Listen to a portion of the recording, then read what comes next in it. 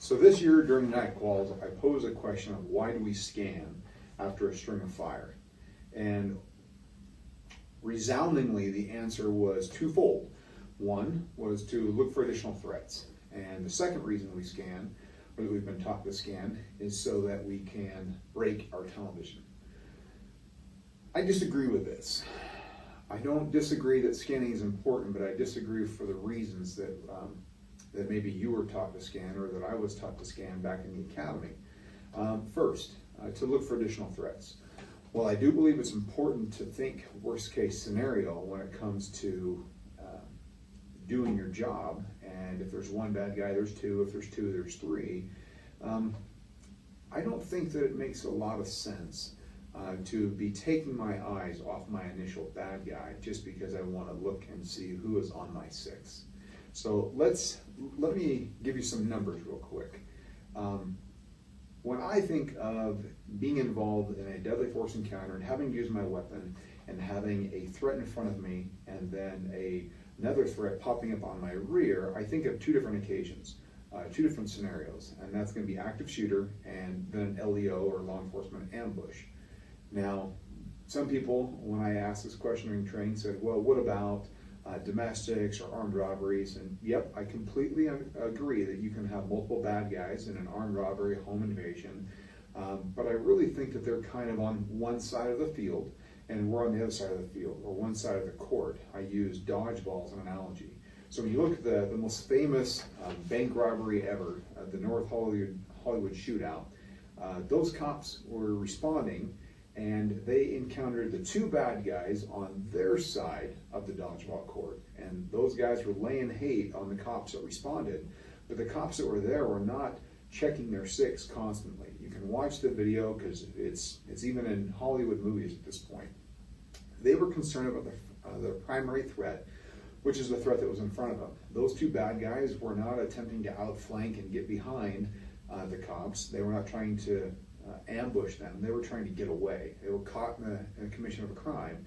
And so when I think about most multiple bandit scenarios, I think that that is most likely what we're going to be looking at. We're going to be looking at two guys getting caught in the commission of crime, or more guys, and they're going to be on their side of the dodgeball court, and the cops or first responders are going to be on the other side of the dodgeball court. When I think about when I might really need to be checking my six for an additional threat, to me, the most highly likelihood or the most prevalent scenario that I can come up with was an active shooter scenario. And in an active shooter scenario, in my mind, what I'm envisioning is I come into a school or into a mall, I put a guy down, and on my six or behind me is his partner. And I have to keep my head on a swivel and be looking for that guy. So I did some research with Tom, and we looked into it. And according to the FBI, from 2000 to 2018, they reported 277 active shooter events. I thought, okay, that's a pretty fair number. How many of those active shooter events have multiple bad guys? And the answer, in almost 2 decades of active shooters, is 4. There was only 4 occasions of multiple bad guys in an active shooter event. So I don't think statistically it makes sense that if I am responding to an active shooter and I find him, that there is a high likelihood that there is somebody behind me. Now again, I do believe in preparing for worst case scenario, but I'm only talking about the numbers here. According to the Department of Justice, from 2001 to 2016, so a 17-year time span, they classified the most dangerous ambushes on law enforcement officers as being perpetrated by single bad guys. So when I think about scanning for an additional threat, on a statistical level, I don't think it makes a lot of sense. Now I do agree that we need to be playing that what if game and we need to be getting ready for the worst case scenario. And I'm definitely not telling you that you should not be scanning, but I think that we should be scanning differently. Now the second reason that we've been taught to scan after a course of fire is to break tunnel vision. I want to talk real quick about what tunnel vision really is. So our body is made up of the autonomic nervous system. The enteric cell about digestion, so it's not really important for this conversation. The sympathetic nervous system is where our fight or flight response resides. That is where The crap has hit the fan and our brains have detected stress. Specifically, when our brains detect stress in the environment or danger in the environment and we are faced with a stressful situation, we have, in layman's term, the fight or flight condition kicking in. But it's called the HPA axis. That's the hypothalamus pituitary adrenal gland axis. When your body detects stress, or I should say when your brain detects stress, it wakes up your hypothalamus, which sends a message to your pituitary gland, which wakes up your adrenal gland. Your adrenal gland is then going to release chemicals into your blood and into your body. It's going to release epinephrine, adrenaline, cortisol, and you're going to have physiological changes. And we discuss these changes, and you guys know what these changes are. You're going to lose digital dexterity. You're going to have tunnel vision. You're going to have auditory exclusion. You're going to have energy in your large muscle groups, and you are going to have your breathing increase and your heart rate increase. Your blood pressure is going to go up. So all of these things are going to happen. So with all of this chemical release and this reaction in your body to the stressful environment, how does looking side to side change the chemical makeup or that HPA axis's continued response? It doesn't. When people talk about tunnel vision, they're talking about a term called myidrasis. And in myidrasis, what happens is your pupils actually dilate. More light gets through to your iris. Your cones reconfigure shape, and you get a greater visual acuity centered in your field of view. Everything on the side can get kind of blurry or fuzzy, or maybe even become non-existent. People have talked about looking through a toilet paper roll or even through a soda straw, and that is their field of view. So with that as our field of view, if I'm looking side to side, is that going to widen that field of view? No, it's going to change my point of focus. It's going to change what I'm looking at. So yes, I will be able to see things that I wouldn't had I not looked side to side, but it's not going to actually open up my vision. Now with that, let's talk about auditory exclusion. So Johns Hopkins researchers attempted to create tunnel vision in humans, and they couldn't create tunnel vision or myidrasis without also creating auditory exclusion. And then they attempted to create auditory exclusion without creating tunnel vision, and they couldn't. And so what they found is that these are linked. All these things happen in concert with each other. We can't separate one part of the physiological response of the HPA axis from another. Now, things are going to be different for each of us. The way we respond to a stressful environment will be different. Our training experience will be different. Based on that level of training and experience, we're going to have a measure of stress inoculation, which allows us to be better prepared for the oh crap scenario. After my shooting in Eagle Mountain, I would have answered anybody who asked that no, I had no tunnel vision. I was not looking through a soda straw or through a toilet paper roll. If they asked if I had auditory exclusion after the shoot, I also would have said no.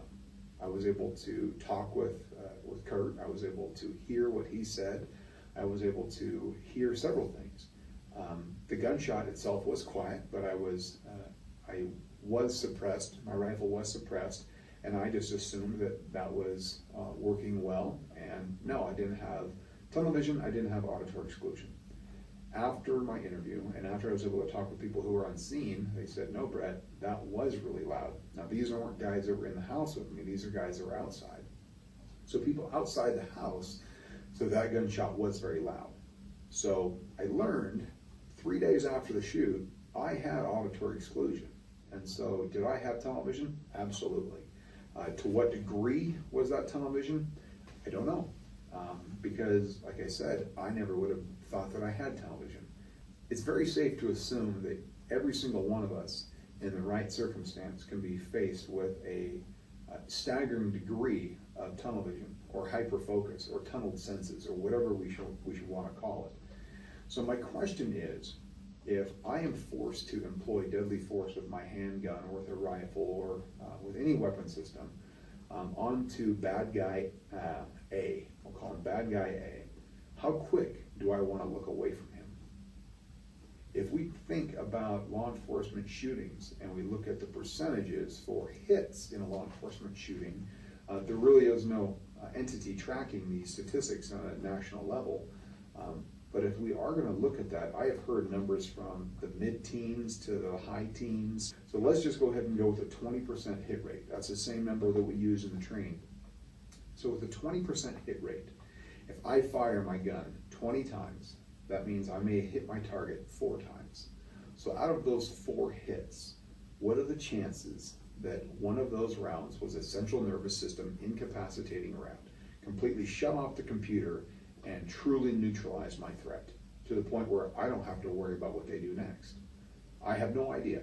I would say that that number is very low. Let's say that me and my 4 buddies, we each fire 20 shots at the same bad guy. So we fire 100 rounds. We get a 20% hit rate. So we have 20 rounds hit them.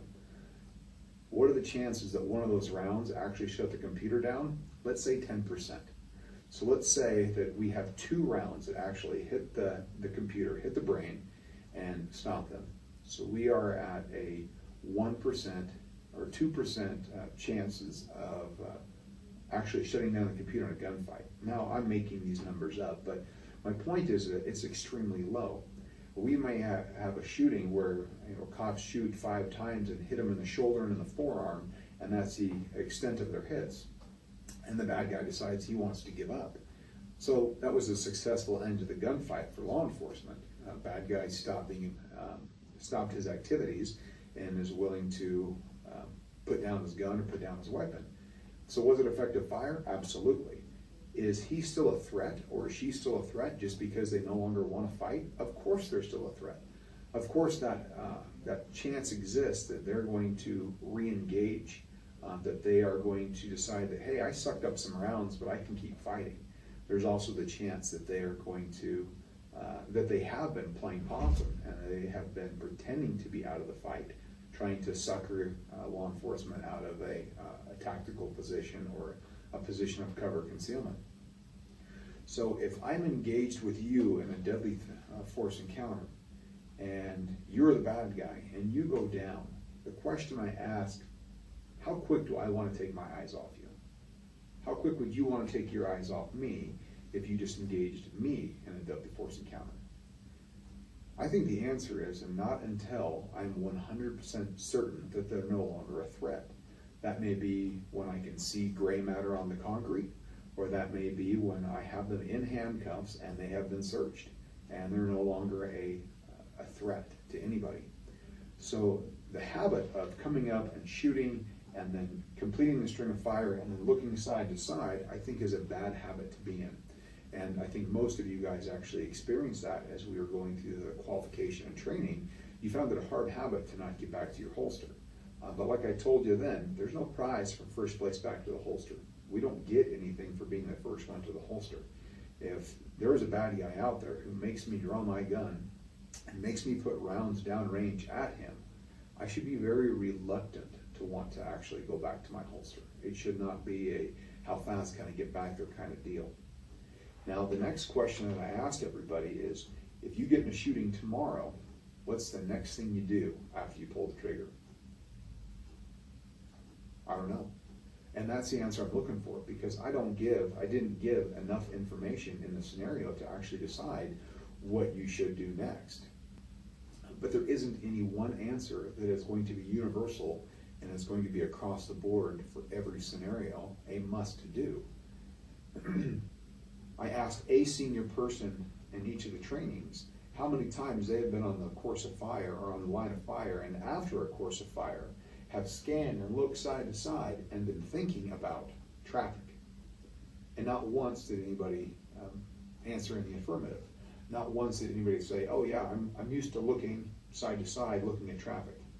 But the reality of it is that if somebody makes a traffic stop on the freeway and there's a single person in the vehicle and they have to shoot that person, and that person is dead and there is gray matter on the windshield and their gun is on the floor and they were the only occupant in the car, my question is, well, what is the next biggest threat to that officer's safety?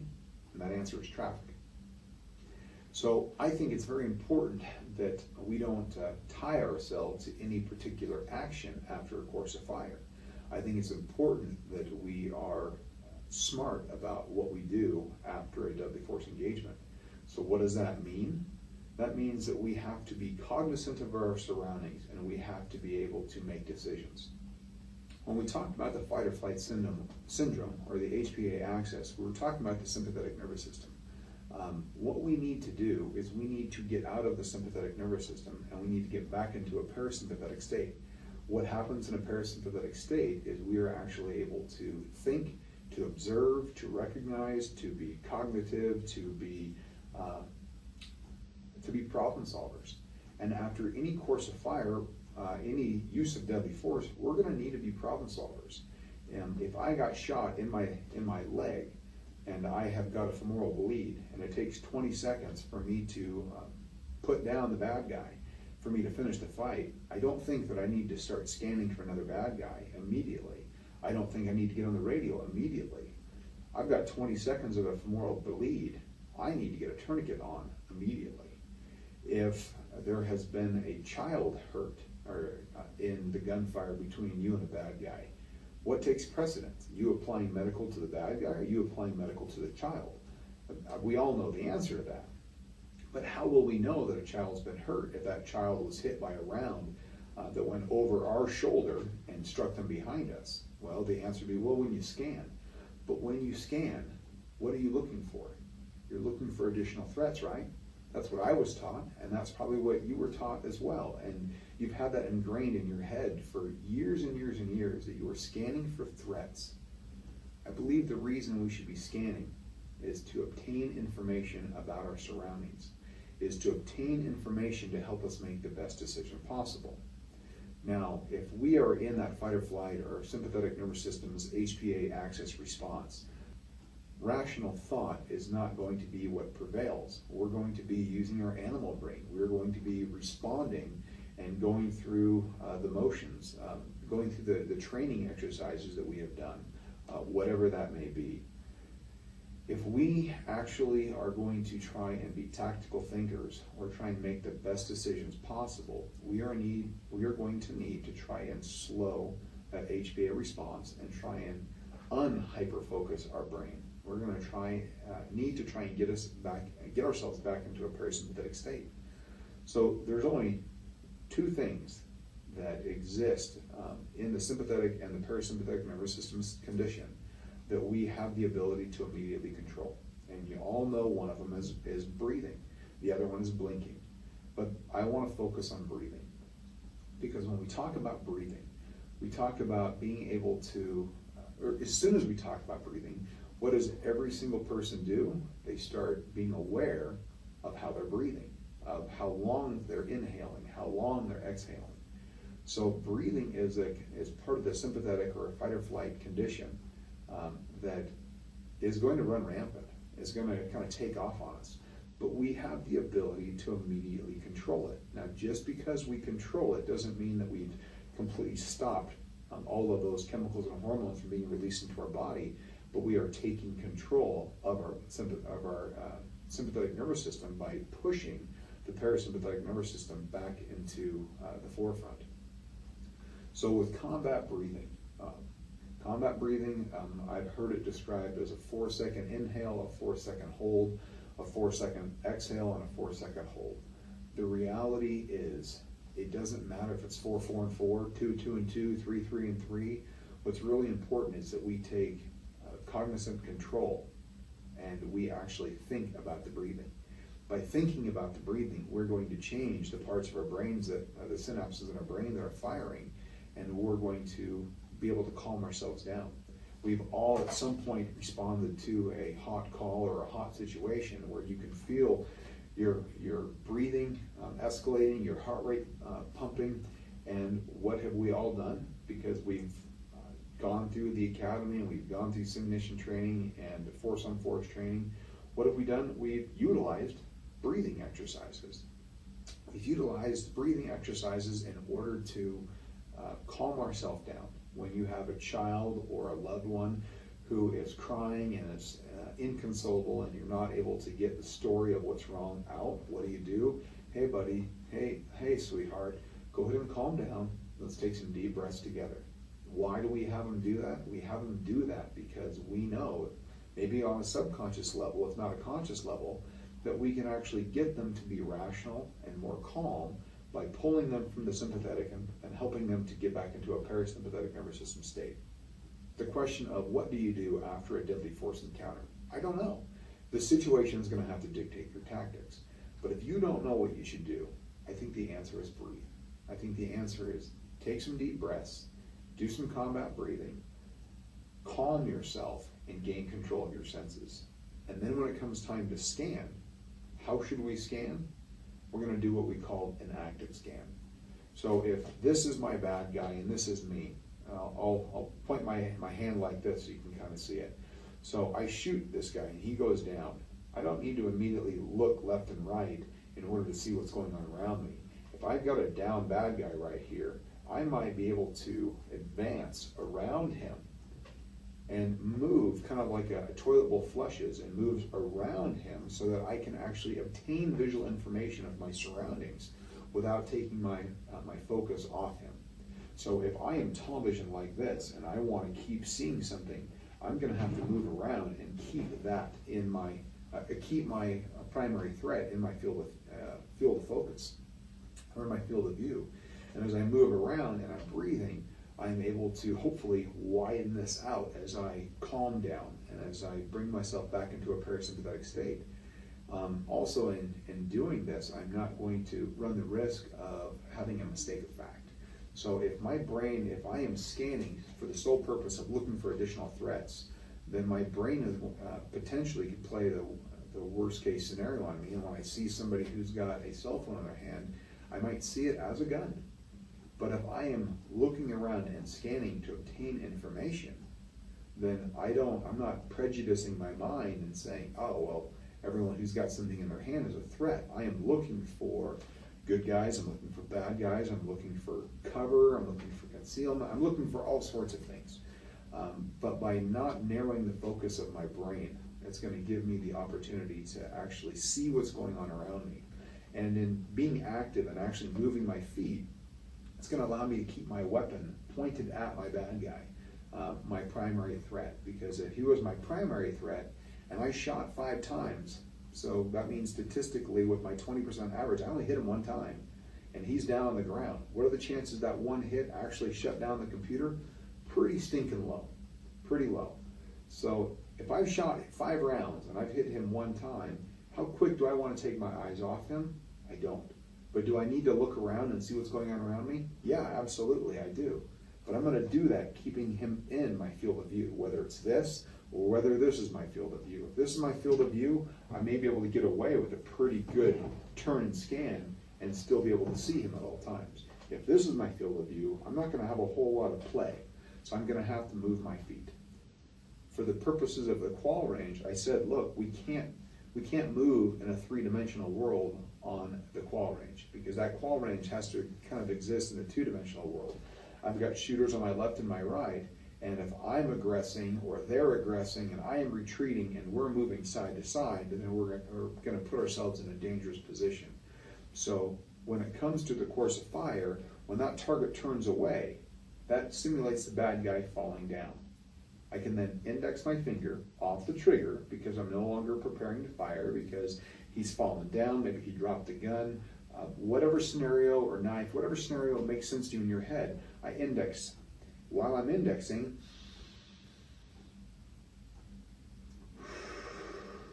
I'm going through a series of combat breathing.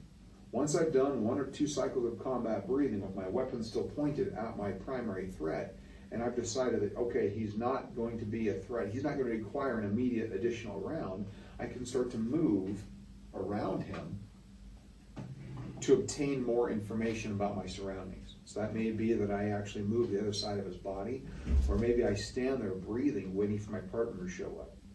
The situation must dictate your tactics. Your tactics can't be pre-planned, and you can't do the same thing every time.